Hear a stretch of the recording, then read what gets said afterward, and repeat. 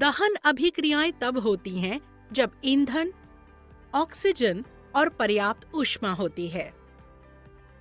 यदि इन तीनों में से कोई एक हटा दिया जाता है या समाप्त हो जाता है, तो क्या आपको लगता है कि एक दहन अभिक्रिया स्वयं को बनाए रख सकती है?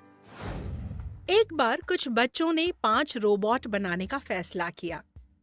ऐसा करने के लिए उन्हें कई भागों की आवश्यकता होती है, जैसे अंग, सिर और धड़।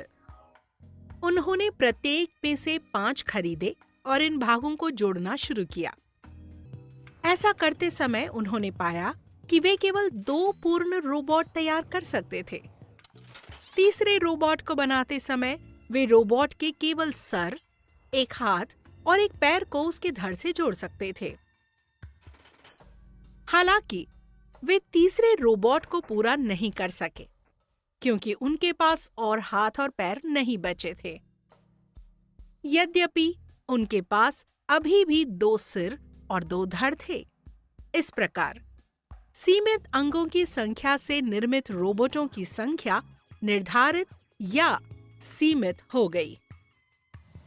इसी तरह एक रासायनिक अभिक्रिया पर विचार करें, जिसमें 2 अभिकारक A और B मिलकर एक उत्पाद AB बनाते हैं। इस अभिक्रिया के दौरान A और B का उपयोग होता रहता है, क्योंकि AB लगातार बनता जा रहा है। कुछ समय बाद B पूरी तरह से उपभोग हो जाता है। दूसरे शब्दों में, A के साथ संयोजित होने और उत्पाद AB बनाने के लिए B अब और नहीं बचा है। इसलिए अभिकारक B, जो पूरी तरह से उपभोग हो चुका है, सीमांत अभिकारक कहलाता है, क्योंकि यह उत्पाद AB की मात्रा को सीमित या निर्धारित करता है जिसे बनाया जा सकता है। अन्य अभिकारक A को आधिक्य अभिकारक कहा जाता है। आइए एक उदाहरण के साथ सीमित अभिकारक की अवधारणा को स्पष्ट करें। एक पेट्री डिश में थोड़ा एथेनॉल लें। जब एक जलती हुई माचिस की तीली को डिश के पास लाया जाता है, तो एथेनॉल वातावरण में मौजूद ऑक्सीजन के साथ अभिक्रिया करता है। एथेनॉल और ऑक्सीजन के बीच इस अभिक्रिया के परिणाम स्वरूप CO2 और H2O का निर्माण होता है, जिससे काफी मात्रा में ऊष्मा मुक्त होती है और हम एथेनॉल को जलते हुए देख सकते हैं। कुछ समय बाद अभिक्रिया रुक जाती है और ज्वाला बुझ जाती है।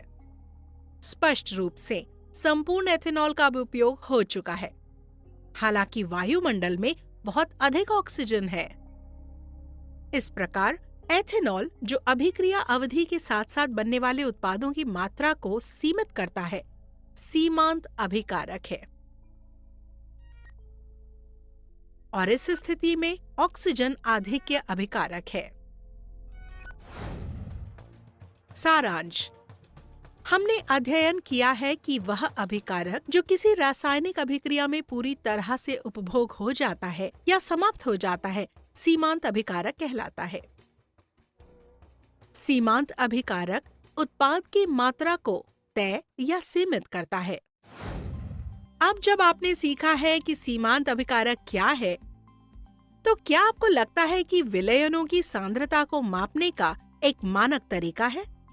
यदि हाँ, तो क्या इसके लिए एक इकाई है या अनेक इकाइयां हैं? इसके बारे में हम आगामी वीडियो में जानेंगे।